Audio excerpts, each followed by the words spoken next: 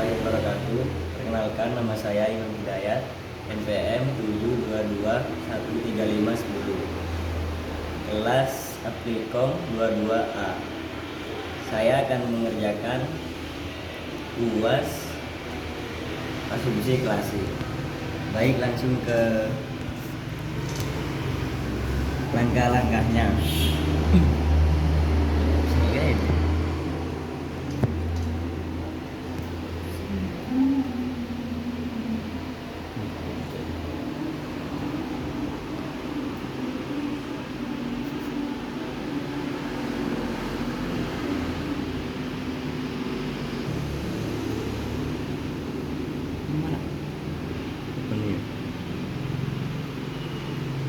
Kita urus dulu ya.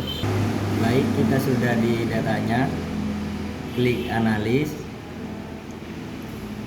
regression, lalu pilih linear, lalu masukkan Y ke independen, lalu masukkan X ke independen, X2 ke independen, lalu klik statistik, lalu pilih part and part. Tak usah guys, tak usah ya. Lalu continue, lalu save, lalu pilih understand user, lalu klik continue, klik OK, lalu klik analis, klik compare mains, lalu pilih mains, lalu masukkan X1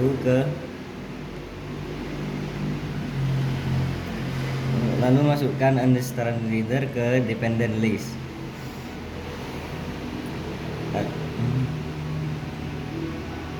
Klik for linear, lalu continue,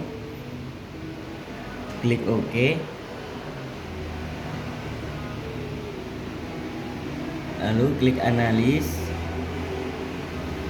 pilih deskriptif statistik, lalu klik explore, lalu pilih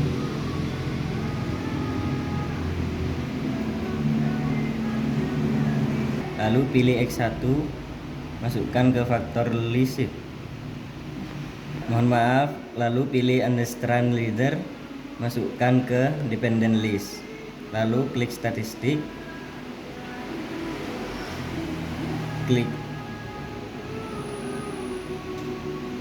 lalu klik continue, lalu klik formality, klik continue, dan klik OK. Kembali lagi ke transform, klik compute variable, lalu klik Alt, tab 2 kali ABS, lalu masukkan understand reader,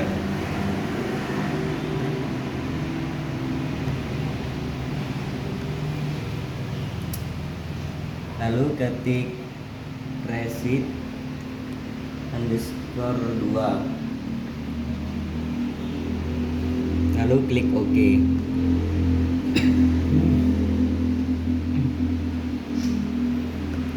Kembali lagi ke analis, lalu pilih regression, pilih linear, kembalikan lagi Y ke, lalu masukkan resit ke dependent, lalu klik OK.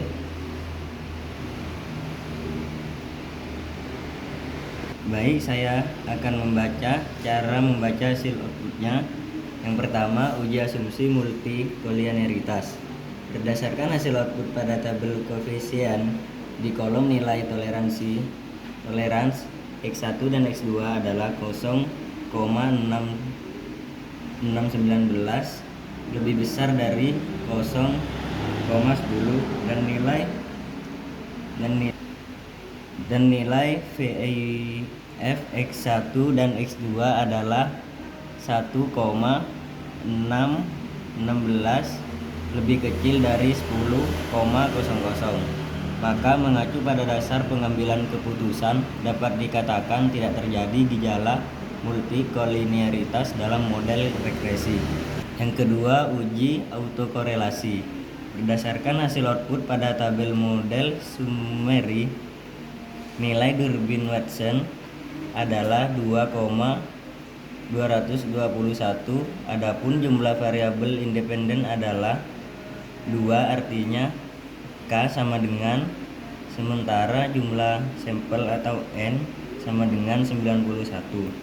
Maka nilai DU ditemukan nilai sama dengan 1,7040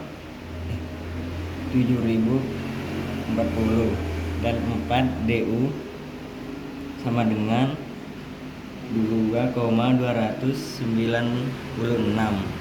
DU. Nilai DW lebih besar dari DU dan kurang dari 4 DU, maka mengacu pada dasar pengambilan keputusan uji Durbin-Watson dapat dikatakan tidak terjadi gejala autokorelasi. Lalu yang ketiga, uji asumsi heteroskedastisitas. Berdasarkan hasil output pada tabel koefisien, nilai signifikansi untuk variabel X1 adalah 0,079 lebih besar 0,05 dan untuk variabel X2 adalah 0,451 lebih besar 0,05. Maka mengacu pada dasar pengambilan keputusan dapat dikatakan tidak terjadi gejala heteroskedastisitas. Yang keempat, uji normalitas.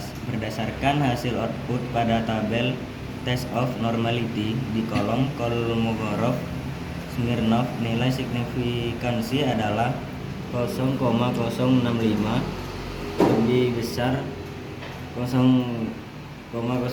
Maka mengacu pada dasar pengambilan keputusan dapat dikatakan data yang diperoleh berdistribusi normal. Lalu yang kelima, uji linearitas. Berdasarkan hasil output pada tabel ANOVA table di deviation from linearity, nilai signifikansi untuk X1 Y adalah 0,3333, 0,05 lebih besar, dan untuk X2 Y adalah 0,013 lebih kecil 0,05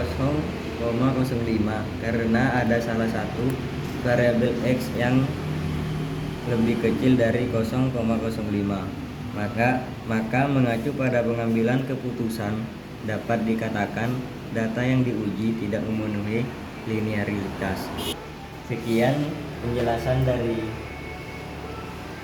uji asumsi klasik. Apabila salah, mohon maaf. Assalamualaikum warahmatullahi wabarakatuh.